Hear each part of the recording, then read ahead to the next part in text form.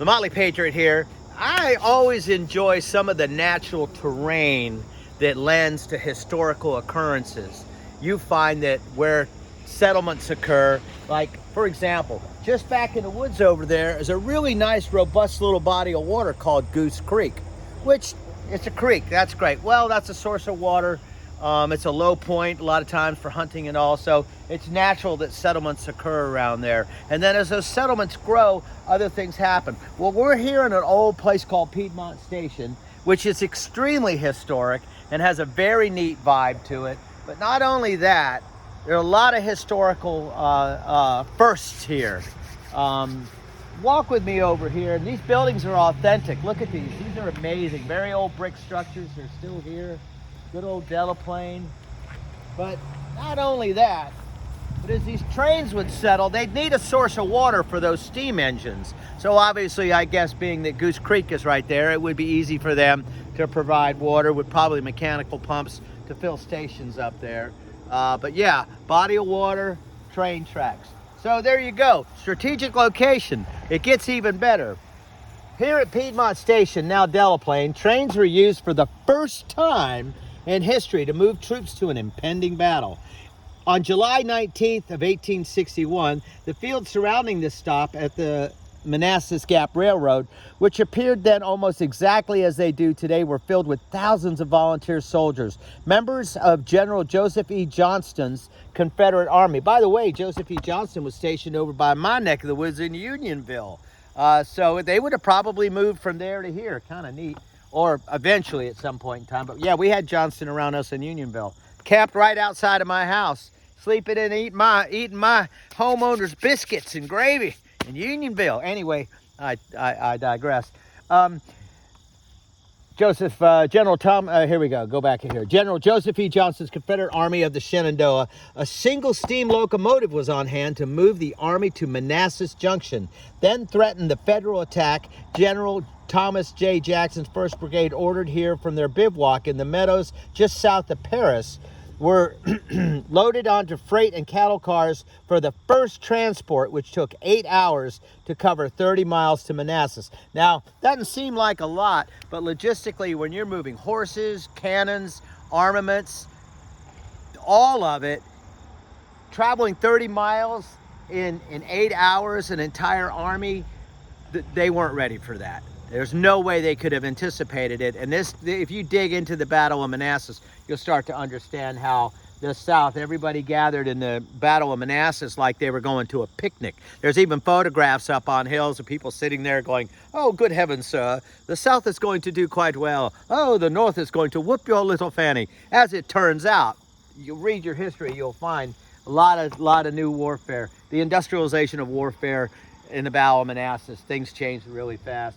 Sunday morning, July 21st, Jackson's troops marched from Manassas Junction to Henry Hill House to participate in the first major battle of the Civil War, as I had mentioned. There, Jackson would earn the immortal title Stonewall. That same day, the final brigade to leave this station was delayed en route when the train collided with an unspecified obstruction. Suspecting sabotage by railroad officials, the Confederates held a military trial, found the conductor guilty of bribery and intentionally wrecking the train, and executed him on the spot. There you go. Don't mess with the South, boy. We execute you.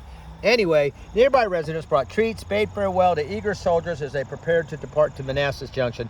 This drawing by Redmond in Echoes of Glory, illustrated atlas of the Civil War. So there you go. You look up here, bringing food, and it's quite a nice drawing. Interesting. Let's take a walk.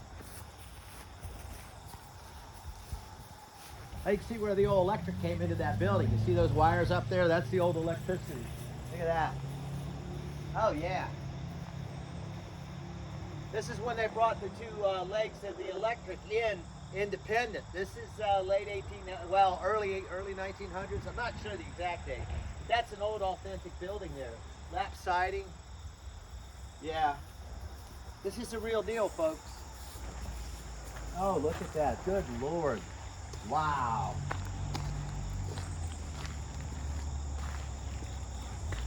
Lord have mercy. This thing screams history. Still got your old mercantile machinery and weighing and wheels and all. Good Lord. This is nearly untouched by history. The old wagon there that they brought up. Look, they got the carts. Oh, this is something else. Look over here. This is worth looking at.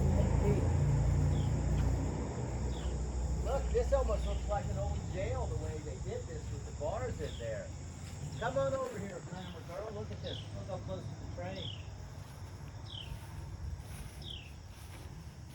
That could have been a jailhouse right there when they put bars up like that. Yeah, would not be a... Gosh, this is untouched. I don't see any no trespassing signs. Interesting. I guess they put pigs or animals in there. Looks like an old livestock something. Wow. So much history. Untouched.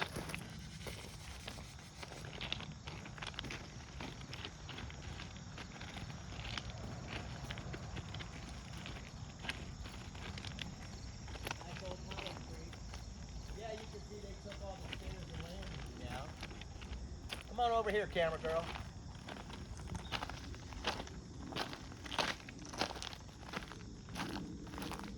Look at that.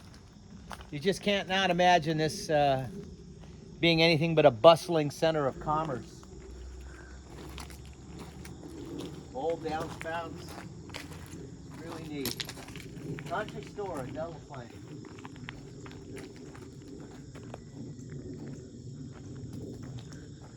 As quiet as can be out here. Well, there you go, Motley Patriot. Wanted to give you a real quick video tour of Delaplane. Piedmont Station, I believe, was what it was called last. And do some digging online. Go to your AI and go to Grok or Chat GPT or whatever and do some digging on the Delaplane. There's a lot of neat history to discover here out in Fauquier County. Yeah. 30,000, what they say, 30,000 troops in 8 hours? 30 miles in 8 hours. Yeah, oh look, Civil War hornet's nest. You done got yourself into a Civil War hornet's nest, boy.